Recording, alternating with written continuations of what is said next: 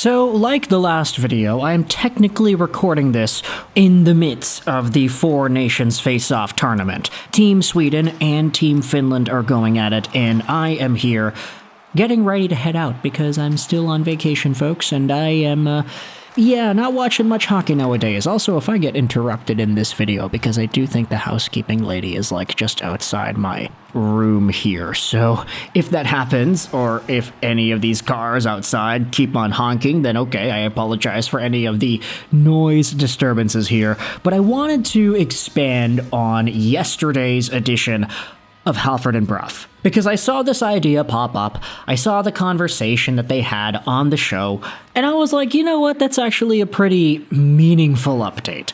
Even though it's not going to result in anything, I wanted to go out there and dive into this because I will always jump at the bit to have a conversation about younger guys, or at least not younger guys anymore, they're not young, but guys who made their bread and butter known as a prospect, who were relevant in the NHL world a few years ago, who fizzled out, or who are still linked to the Vancouver Canucks in some way, my favorite team, of course. This show is brought to you by ExpressVPN. Go out there and check out the first link in the description to save some money on your VPN, get some free months, and support this channel in the process.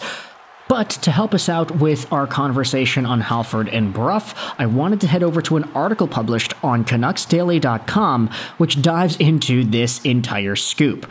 Cooper Godin posted about this earlier today.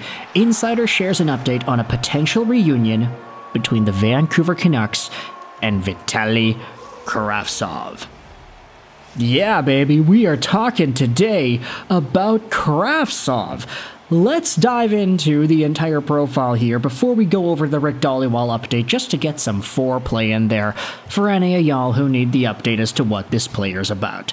Vitali Kravtsov right now is 25 years old, born December 23rd, 1999, who is a 6'2", 187 left-handed winger.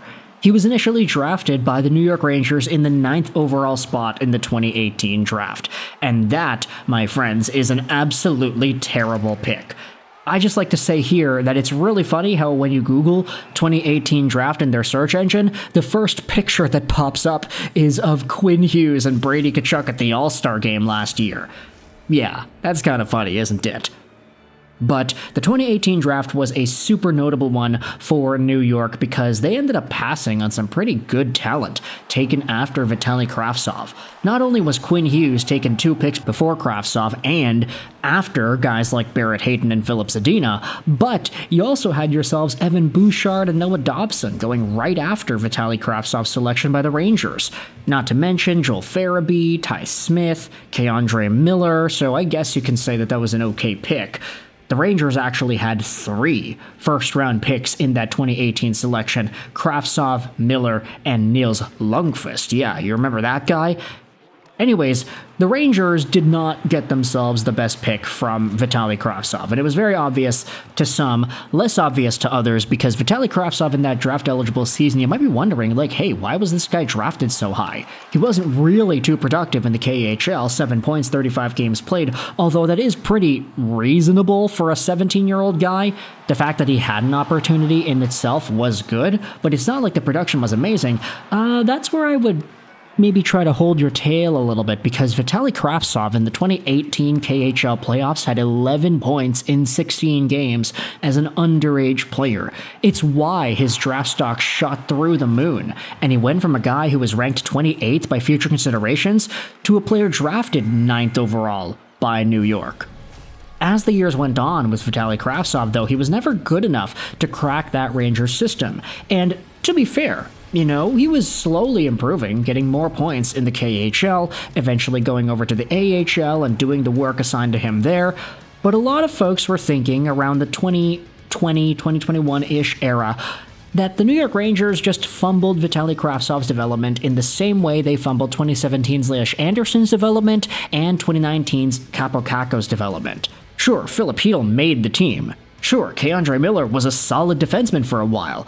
But a lot of folks were talking about New York in a really bad way when it comes to developing these top prospects, because he had 3 in a row, all European forwards, that did not exhibit any immediate success nor projectable success. Lias Andersson, Vitali Kravtsov, and Kaapo Kakko are all gone from that organization in 2025. And a lot of folks would say that the development for these players might have been fumbled a little bit. Now, that's not entirely against the Rangers. I do think that Lias Andersson was never going to live up to his potential, nor is Vitali Kravtsov a guy anywhere near what we thought he could have been. But eventually Kravtsov was sent over to Vancouver, and he had 2 points in 16 games played over there. Ever since then, though, he decided to leave, and he has been in the KHL ever since. This year, he's got 46 points in 56 Tractor Chelyabinsk games, on pace for 55 on the season, which is a very good mark. It would be the most productive season he has ever had. And his rights are still held by the Vancouver Canucks, which is why we get into this article on Canucks Daily, where Cooper Godin writes about Rick Dhaliwal's comments on Halford and Brough. Dhaliwal shared he reached out to Kravtsov's agent Dan Milstein, who shared that there have been no contract talks between him and the Canucks. Dhaliwal added that he has a hard time believing that the Vancouver Canucks would bring Kravtsov back, as he's not even a point-per-game player in the KHL and likely couldn't crack the team's bottom 6 next season. Dhali says this: "I do get asked a lot about Vitali Kravtsov. He's wrapping up the season in Russia. I think he's still property of the Canucks. I checked in with Dan Milstein earlier this week. He said no talks with the Canucks. Look, this guy's not even a point-per-game guy in Russia. He's not a top 6 player in the NHL, but he's one of these guys that when you're not top 6 in the NHL, you can find a role in the bottom 6. He's not a bottom 6 guy either." Dhaliwal went on to add, "Here's the deal. When you're drafted high and you're an offensive player and you can't make it in the top 6, you better change your game and find a role in the bottom 6, and if you can't, you're in trouble. I find it hard to believe the Canucks would have interest in that guy." And that is essentially what I think 99% of Canucks fans would have concluded if you had asked them, hey, does Vitali Kravtsov have a chance to come back to the Vancouver Canucks? Obviously not, right? And I get that you can say that, hey, he's starting to produce now. He's starting to get better numbers in the KHL, and if he does that, then maybe he could be good in the NHL. And it's always nice to look at KHL point production and ideally think of these numbers translating 1-to-1, but the fact is that just doesn't happen, or at least it doesn't happen often. You have the Andrei Kuzmenkos and the Artemi Panarins who can do it in their first years, but then you have guys like Kuzmenko falling off, you have guys like Panarin actually able to continue producing. Kirill Kaprizov is another example, but for every Panarin and Kaprizov, you have maybe like 2 or 3 Nikita Gusevs or Nikita Soshnikovs or Vadim Shipashevs. You have so many guys who are good to great in the KHL who can't even sniff meaningful NHL time. And if you head over to the KHL right now, you'll see that the number 1 guy in the league in points is none other than Josh Leivo. Not to mention Trevor Murphy, who is the top scoring D-man, and Sheldon Rempel, who is there in the top 10 in points too. None of these guys really exhibited much NHL success. Now, I know Josh Leivo, we love Leivo here in Vancouver. He was a former Canuck and he was a really good sniper, but everybody else, I mean, even Sheldon Rempel was a former Vancouver Canuck, Abbotsford Canuck guy who was so good in the AHL, but was never good enough to crack the National Hockey League team. The skill gap is just too big.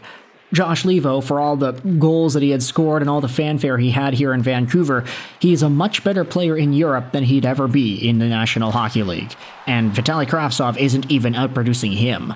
So Kravtsov, at this time, I think a lot of us just have to accept that he was a top 10 bust from the New York Rangers that found himself over in Vancouver and that put himself in a pretty tough spot 2 seasons ago to try to make this team. I like Dhaliwal's point here. If you're not good enough to play in the top 6 as a skilled Russian guy who's got point production, then you're probably not good enough to play in the show.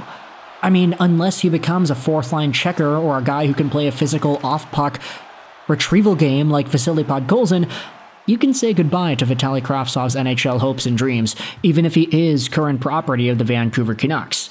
So with that in mind, I want you to let me know your thoughts in the comment section below. How do you feel about Vitali Kravtsov and his career up to this point? What are your thoughts on Vancouver going out there and trying to make something happen with this guy? Do you think it's actually possible? Do you think there's an avenue here for him to come back I don't think anybody's going to agree with that, but if you do, let me know in the comments what you think. I hope you enjoyed this video, and bye.